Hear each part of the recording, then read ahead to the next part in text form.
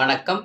நாம் முன்னோர்கள் கொடுத்துச் சென்ற வர்மத்தூண்டு மருத்துவம் மற்றும் உணவு முறையில் குணமாக்கும் பொது நோய்கள் மொத்தம் 100.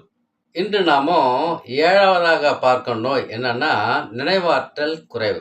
Loss of memory. நினைவாற்றல் ரொம்ப முக்கியங்க. நினைவாற்றல் இருந்தா தான் எதையுமே நம்ம சாதிக்க முடியும். படிப்படியா நினைவாற்றல் குறையுதுன்னா 2 முக்கிய காரணங்க. 1 இரவு நேரத்தில முறையா தூங்கணும். 2வது என்ன தெரியுங்களா? அதே இரவுல நம்ம தூங்கும் பொழுது, நம்முடைய அறை இருக்குல்ல ரூம், அதில வந்து பிராணன் இருக்க மாரி பார்த்துக்கணும். பிராணன்னா என்ன?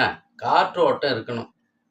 வெளிக்காற்று உள்ள வரணும். உள்ள காற்று வெளிய போகணும். நம்ம முழுவதும் அடைச்சு வச்சுர்றோம். அப்ப நம்ம அடைச்சு வைக்கும்போது, தேவையான பிராணன் கிடைக்காம போயிடுது. நினைவாற்றல் இழக்க நேரத்துக்கு அதிக பங்கு உண்டு. இப்ப இது 2 காரணம் தாங்க. இது நம்ம சரி பண்ணணுங்க. அந்த குறையும் நினைவாற்றலை பெருக்கும் வர்ம பிராண யோகா பார்ப்போமா? இப்போ புருவம் இருக்கு இல்லையா?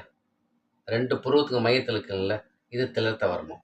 இங்கிருந்து 2 விரல் அளவு 1, 2 இது வந்து பால வர்மம். இது 2 வர்மத்தையும் தூண்டணும் அவ்வளோதாங்க.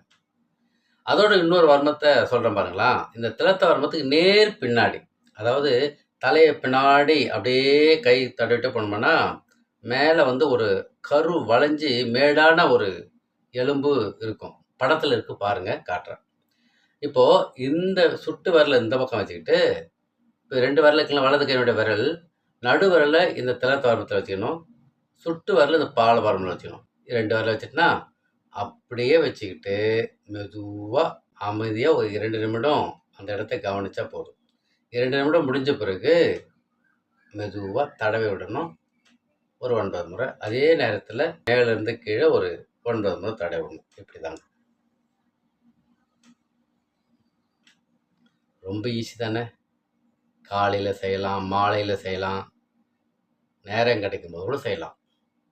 எவ்வளோ பெரிய நினைவாற்றல் இழப்பு இருந்தாலும் சரி, நினைவாற்றல் தானாகவே பெருகும். இந்த திலத்த வர்மம், இந்த பால வர்மம், இந்த சீருங்கொல்லி வர்மம் 3 வர்மம் ஒரே சேர நம்ம தூண்டும் பொழுது, வேலை செய்ற இடத்துல நினைவாற்றல் இருந்தா தான் தேவையான அங்கீகாரம் கிடைக்கும். நினைவாற்றல் இல்லன்னா அங்கீகாரம் கிடைக்கவே கிடைக்காது. இந்த பயிற்சியை தொடர்ந்து செஞ்சாங்கன்னா, பிள்ளைகளுக்கு நினைவாற்றல் பெருகும். அதோட ஒரு 2டே 2 உணவு தாங்க. பச்சை இலை கீரைகள். அந்த கீரைகள் அதிகமா எடுத்துக்கணும். கீரை வகைகள் ரொம்ப சிறந்தது. இன்னொன்னு சொல்றேன் பாருங்க. இந்த வல்லாரை கீரைன்னு சொல்லுவாங்க. வல்லாரை இலை.